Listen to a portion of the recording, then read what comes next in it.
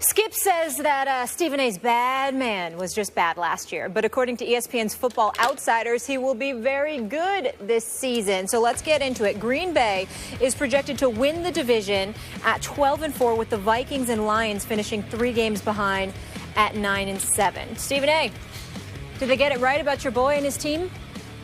Of course they did. I mean, there's nothing to talk about here. I mean, first of all, Chicago has Jay Cutler as their quarterback. Enough said.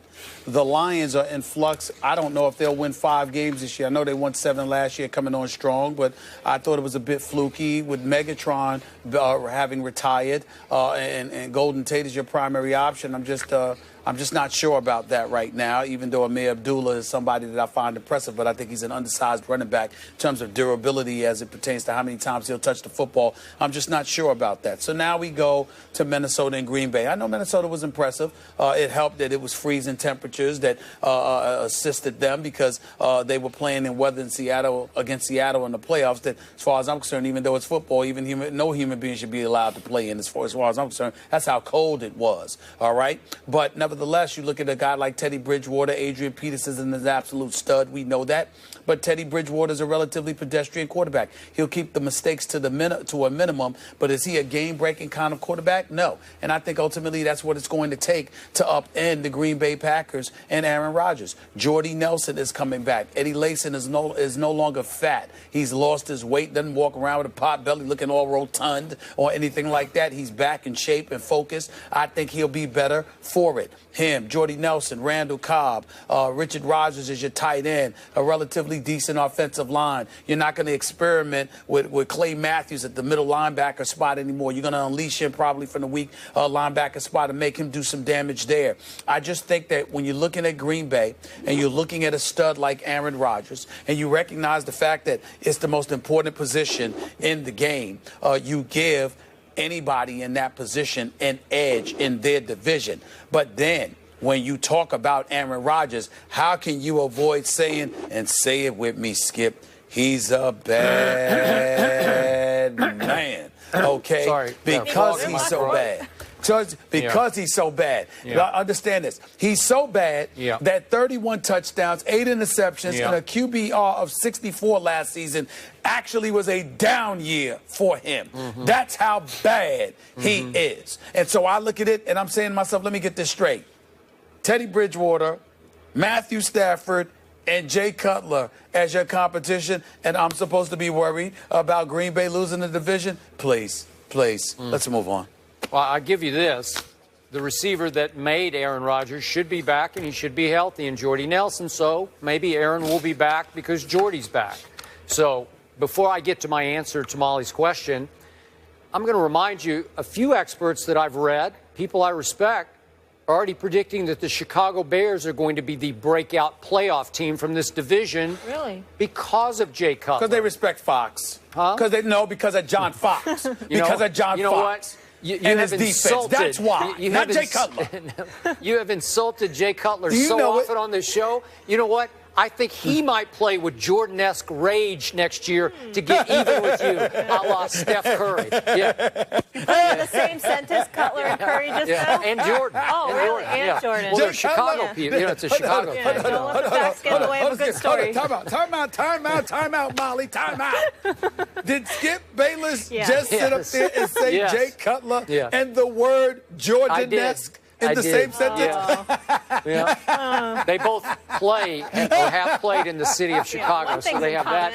That's about it. Really? Yeah, really. Jay Cutler? Yeah. First of all, Jay Cutler's been so bad for Chicago, they wouldn't even allow him in Michael Jordan's restaurant, let alone allow him to have Jordan-esque mentioned in the same sentence as his name. I mean, please. Okay. He's lucky there haven't been barricades banning him from the city of Chicago already. He's lucky that hasn't happened. Yeah. Jordan-esque, Cutler. Yeah, that's funny. You're hilarious, Skip. But I'll leave that one alone for a while, and I'll get back to the question. You need to. Let's go. I have tried for much of this morning before the show to make a case for the Vikings challenging the Packers in this division. And I must admit to you, I'm with you. I can't make it. I try because it's hard to disrespect 11-5. That's what Minnesota went last year. We respect the head coach. I respect the offensive coordinator, know him well, North Turner, Mike Zimmer, obviously. It's around both of them in Dallas. But I'm with you. As much as I like the football team and as much as I like the fact that Adrian Peterson at age 31 is probably as fit a 31-year-old running back as we've ever seen in the history of this league, and the fact that he did lead the league in rushing last year and probably will do it again this year, I can't discount that. And they drafted Laquan Treadwell to beef up their receiving core. That kid, Stephon Diggs, that fifth-rounder they got from Maryland last year, led the team in receiving.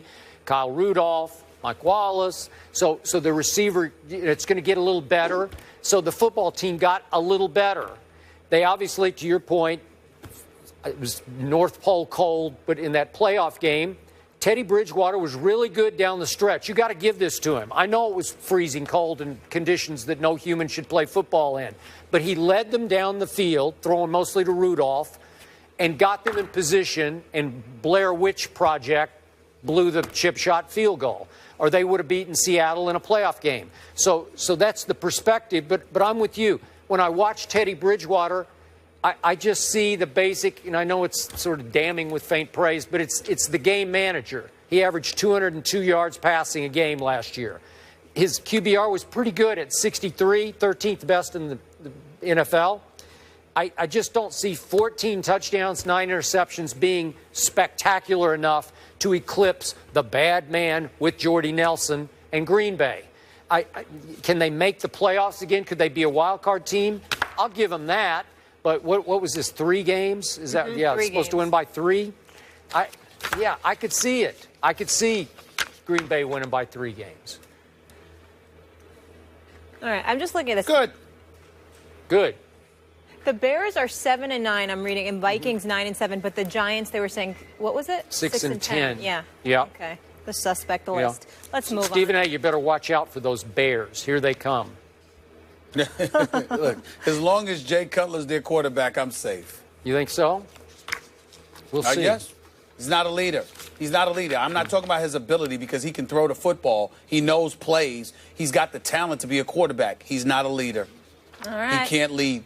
We shall see. Speaking of leaders, the Spurs season came to an end last night, but could this be the last time we see Tim Duncan and Manu Ginobili, the end of an era? We'll discuss that when we come back.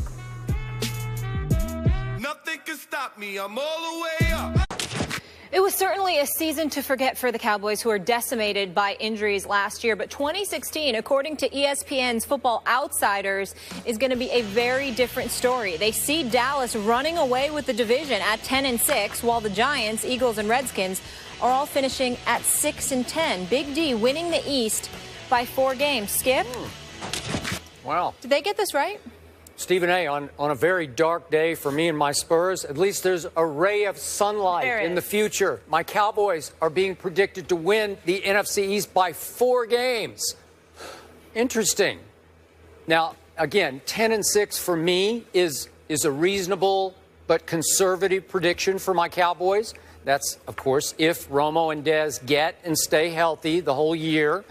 And there will be a Zeke the Freak running behind the most dominating offensive line in all of pro football, all of which equals most explosive offense in all of pro football. So I'll go with 10-6. What I can't buy here is, even though I write off the Giants and I write off the Eagles, they're basically irrelevant to this discussion. No threats to my Cowboys.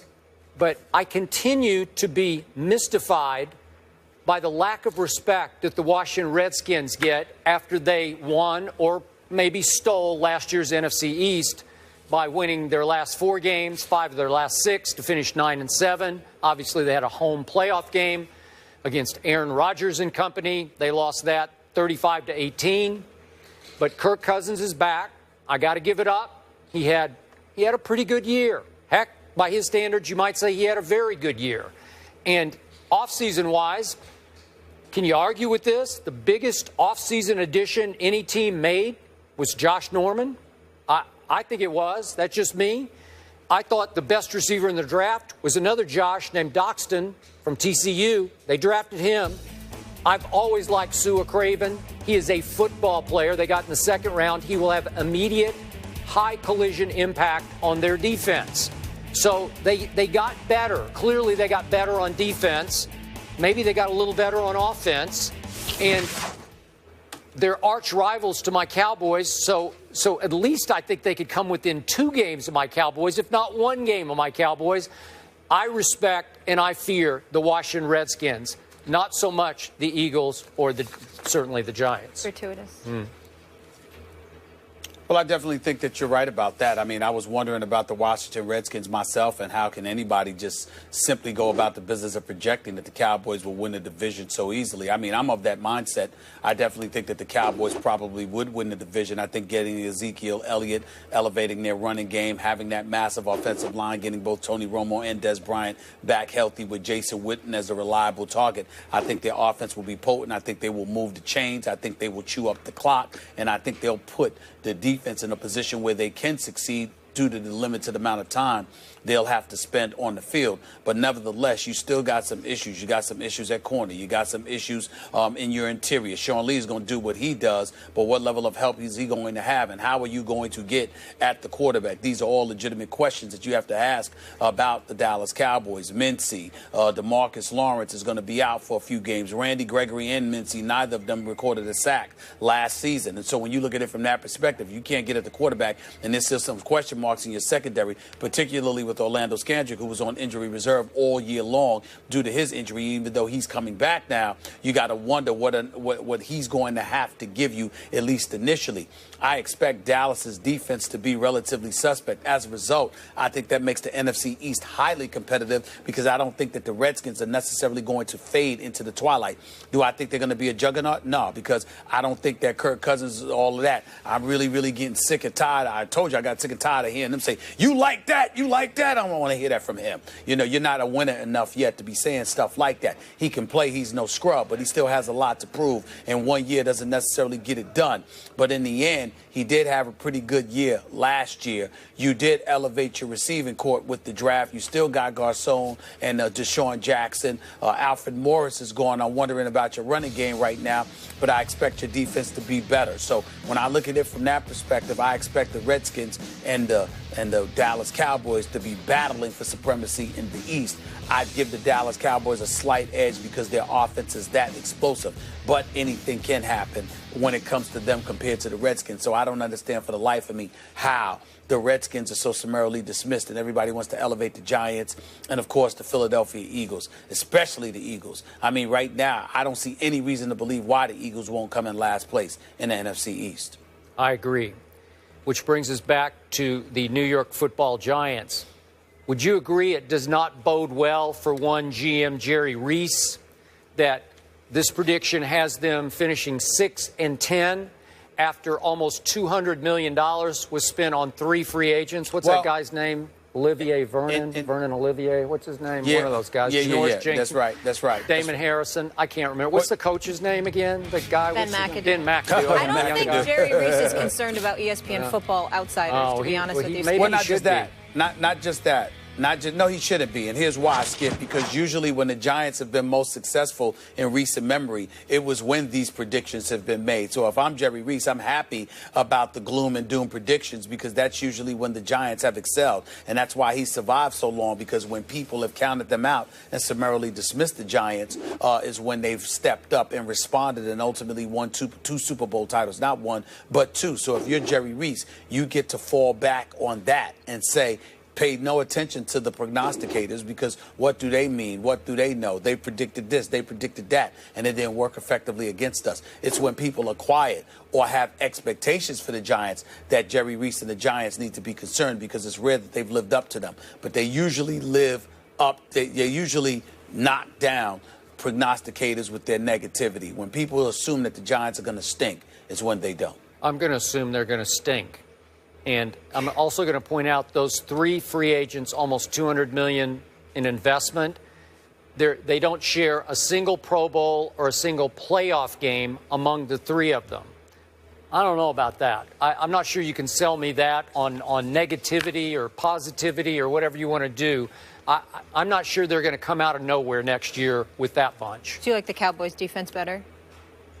I like the Cowboys' offense a lot better because it's going to lead the NFL in ball control the way it did 2 years ago. It will control the clock, 40 minutes to 20 minutes. That's what I see. We done here?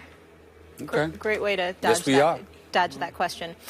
All right. A correct way. The NFC East up for grabs as always. There hasn't been a repeat champion the last 11 years. So after losing to the Warriors in the NBA Finals, is LeBron throwing shade Golden State's way? We'll react to the latest after the break.